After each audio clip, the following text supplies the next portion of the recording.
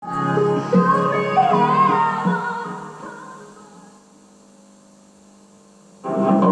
a villain is one thing. Prosecuting him, another. Prosecuting? I thought you'd line me up for a GBH. So good man. A QC code can.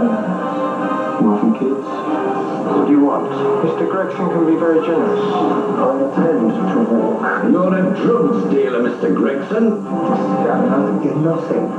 Anyone can buy you. You wish. Camelot QC, Monday at 8:30 on Central.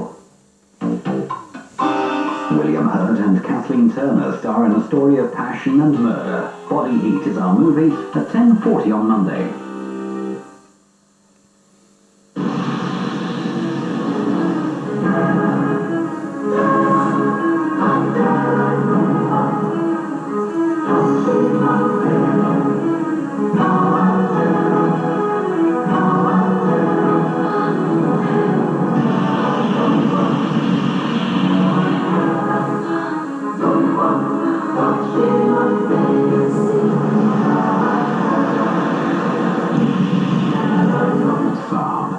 From £15,000 and upwards.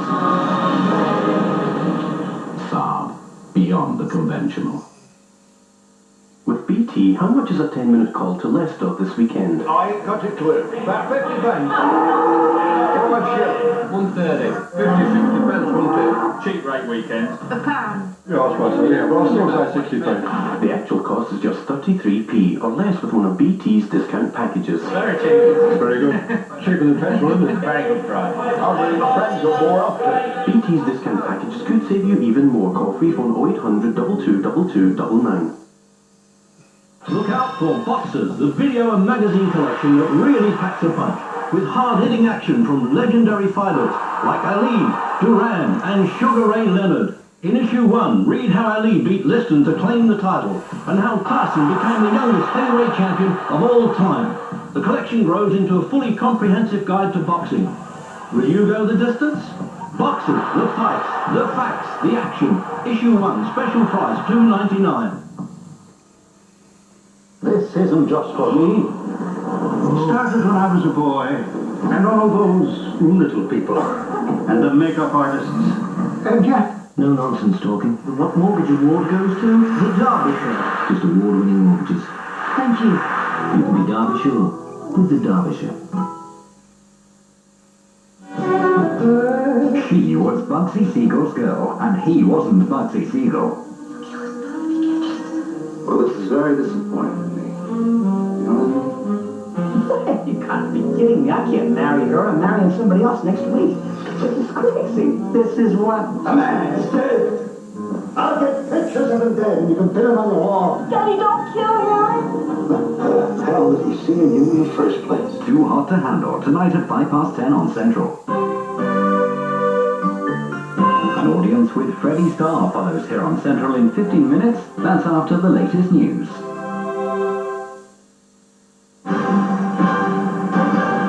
From the studios of ITN, the news and sport with Carol Barnes and Graham Miller. Welcome to the programme. The headlines tonight. The row escalates over Prince Charles's suitability to be king. Major warns China over Hong Kong. The eyes of the world are on you. And in sports, England's Paul Grayson puts the boot into Scotland's Grand Slam hopes. Buckingham Palace has accepted an apology from the shadow Welsh Secretary Ron Davis over his remark that the Prince of Wales isn't fit to be king. But the row it's caused refuses to go away. Some Labour MPs have accused Tony Blair of stifling debate within the party. Earlier, John Major weighed in, condemning Mr Davis's remark as distasteful and astonishing. Here's our political correspondent, Hugh Pym. Tonight, Buckingham Palace stressed that the apology from Ron Davis had been accepted. As far as the Prince of Wales was concerned, the matter was closed.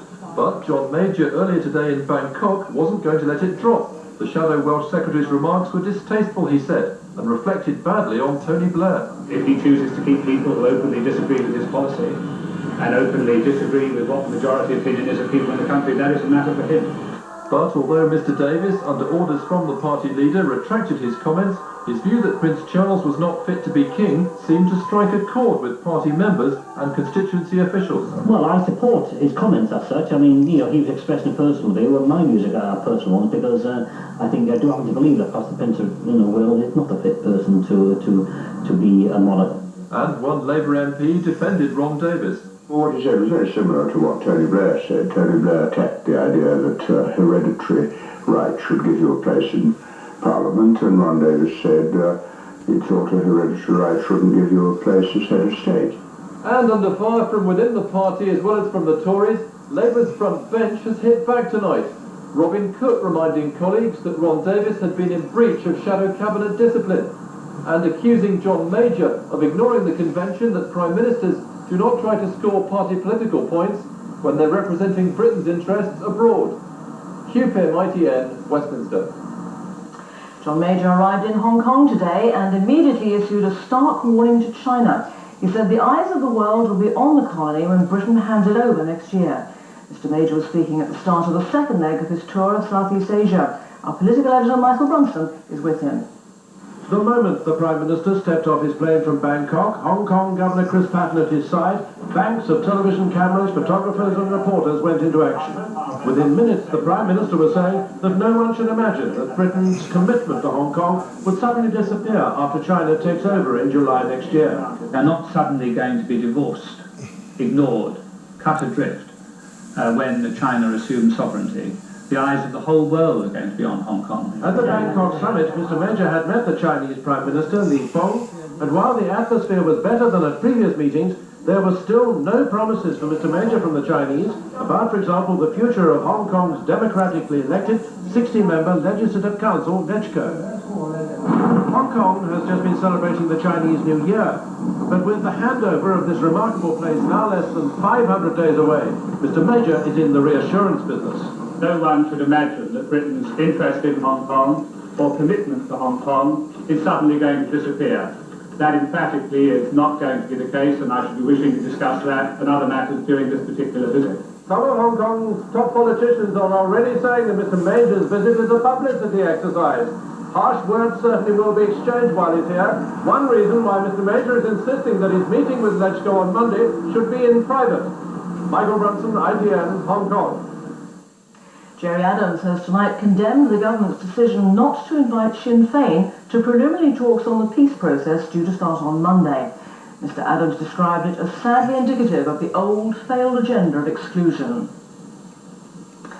13 years of socialist rule has ended in Australia after the Liberal National Coalition won a landslide victory over Paul Keating's Labour government. The new Prime Minister, John Howard, is expected to have a 42-seat majority. Libby Vina reports from Sydney. For John Howard, the Liberal leader, the road to power was a long one. He'd stood and lost before. Now his time for a change message had finally won over the voters. We have endured 16 years without a federal electoral victory, and tonight is an immensely proud and wonderful moment for our great party. Paul Keating, whose plans for a republic had failed to help Labour, acknowledged defeat. I wanted to deliver for all those who supported us, but obviously it wasn't to be. The size of the swing delighted Liberal supporters. Australia was fed up. We needed a change, and this man, John Howard, has got the vision to change things. Australians change their mind and go off you. They go off you very quickly and very hard. The Liberals' decisive win here tonight means that the issue of an Australian republic is likely to be put on the back burner. But with polls showing that a big majority